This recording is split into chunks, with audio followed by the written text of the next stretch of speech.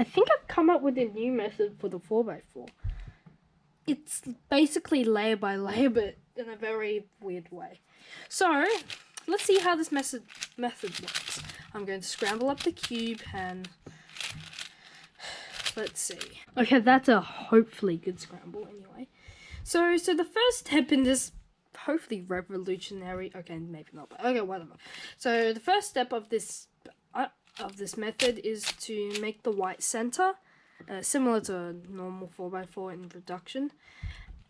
Now you kind of want to make the cross. Now you hold the white center on the bottom, and that's one cross edge. Pretty lucky, but just to show how it would normally look like, I'm gonna split it up. So you take these are actually called wings, not edges, but whatever. So I'll put one of these here, and then find the other one.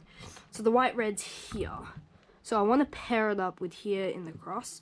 So what I can do, since how to do this properly, is if this slot lines up with this spot, then I can insert this in 3 moves.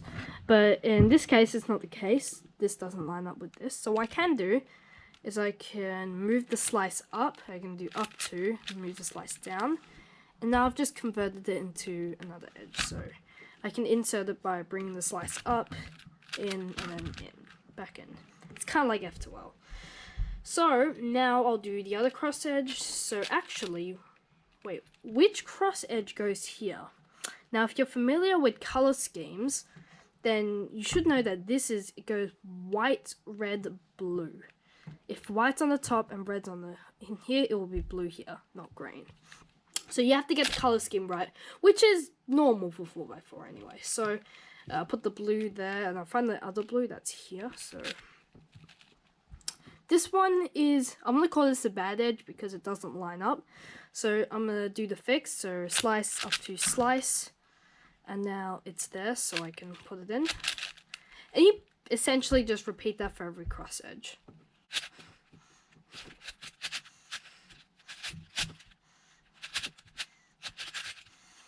Okay, so now the cross is done. That's nice. So now, basically, we put in the corners just like maybe a beginner's method. So, I mean, we'll put this in like this. There you go.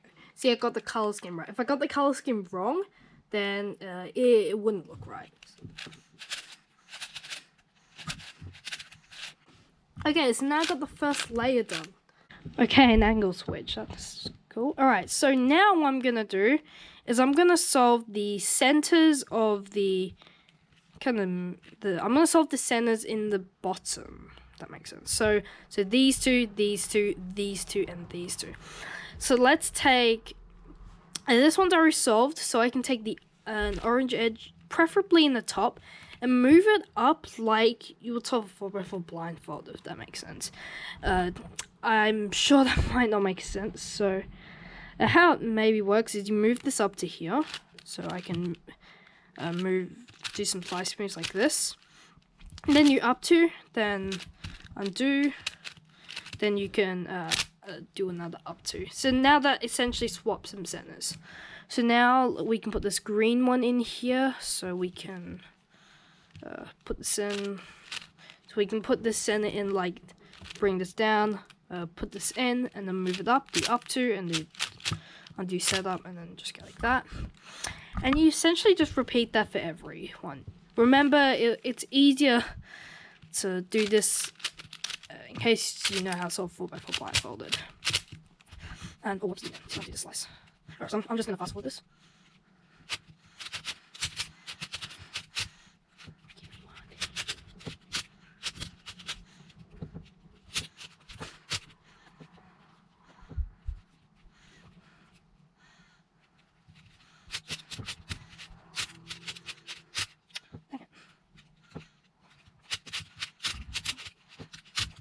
Okay, so now I have these kind of centerpieces, half of each centerpiece done.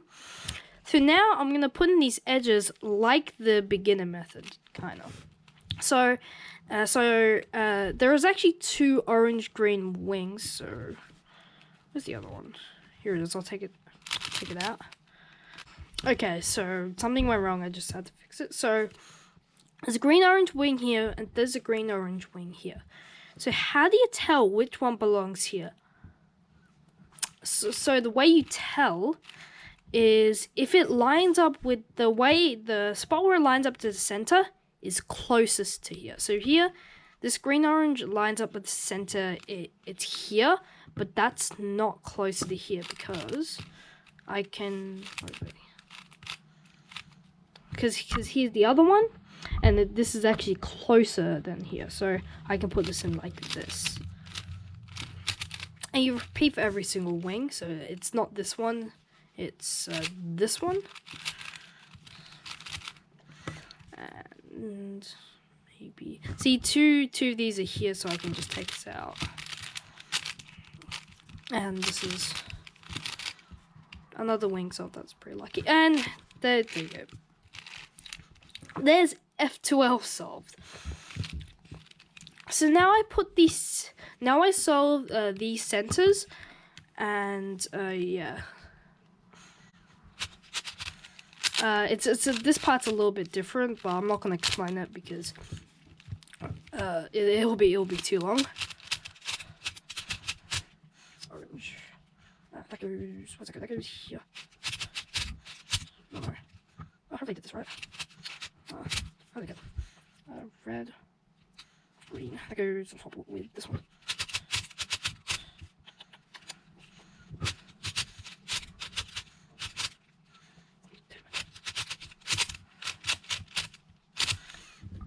Okay, so now I've solved all the centerpieces, and the yellow one will solve itself. Now, this is an interesting bit. Now, if you know what commutators are, you'll probably, if you have a good knowledge of what commutators are, actually, it's a type of kind of algorithm where you do something, and then you do another thing, and then you undo the first thing you did, and then you undo the second thing you did. So actually, if I show it on my 2x2 here, so maybe we can come up with a commutator. It's basically you do something, so like these 3 moves, then you do another move, and then undo the first thing you did, which is this, and undo the second thing you do, which is this.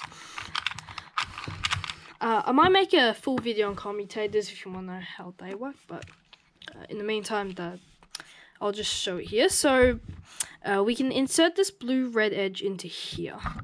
So how we do this is we put the edge, if we can, in this position. If it's here, then we'll do something else. So what we do is we bring this side down, we move this in like that, and we put it up. Then we put this edge over here like that. Then we undo, and then we can undo. So now that edge is solved. So now we'll do this one. How do I do this? So yeah, so this is nice as well. So we can move this in like this. Move this like to here, and then undo, and like undo. So now we can do, which one do we do?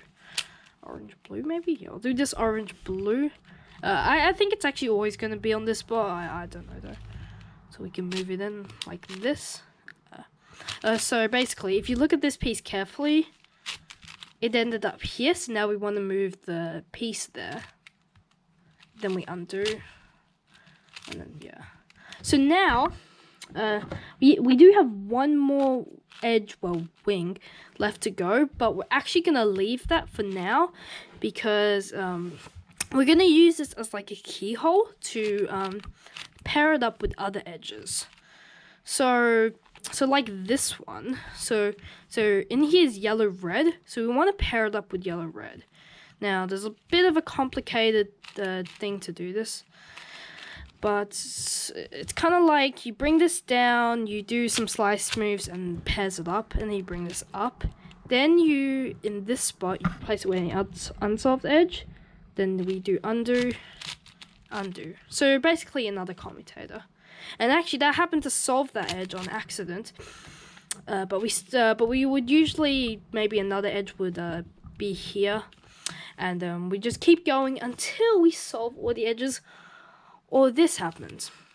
2 unsolved edges with the same pieces. Yellow, orange, and yellow, green. So this is parity. So So there is a parody here. So what we do, I guess, is we kind of set up. We set up two wings next to each other, and then this is so weird. We set up two wings next to each other. Then we do a parody. We do a parody algorithm. Then we undo the setup moves. Then we do something that it's very complicated.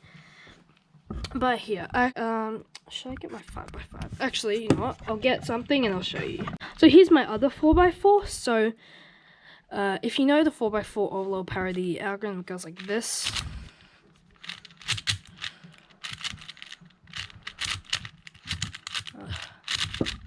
I don't like this.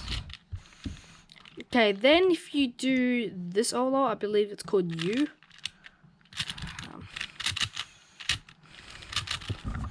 Then if you do a T-perm, all that, you end up with looks like a flipped edge, but what it's actually, it's a one swap of edges or wings actually. So we actually have this wing belonging here. So we have a swap basically.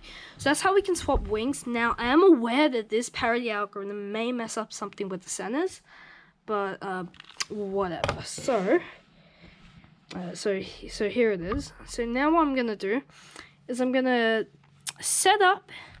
I'm gonna take one wing from each pair, and they have to be different wings. So like these two, green and orange, or these two, green and orange. So if I do, let's do right to up inverted. I mean up. No, that doesn't work. Let's try. We'll do art. We'll do, okay, so the setup moves will be right to, down inverted, and then small r. It's called small r. So now I'm gonna do the parity algorithm. Then I'm gonna do the OLO, then the T-perm. I hope this works. Then this OLO. Then a T-perm. Then I gotta undo the setup move, so it's like this, that, right to. Now, okay, it swaps centers around, but luckily I do know something that can swap two centers.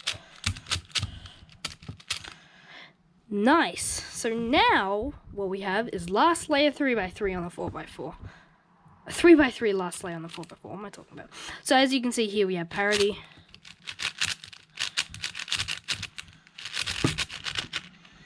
And then you can just solve it like a normal 3x3 now.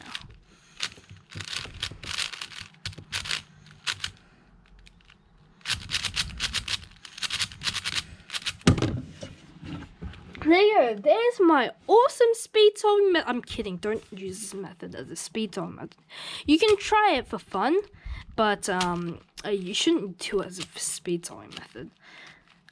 It's very ineffective. So I don't know what to call this method. Maybe lay by lay on 4x4.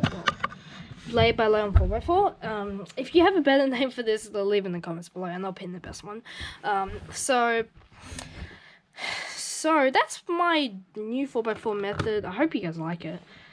And I know I'll make a video on commutators soon because I feel like I need to. And I'll also make a 4x4 tutorial soon. I'll make a 4x4 tutorial soon. Okay, sorry.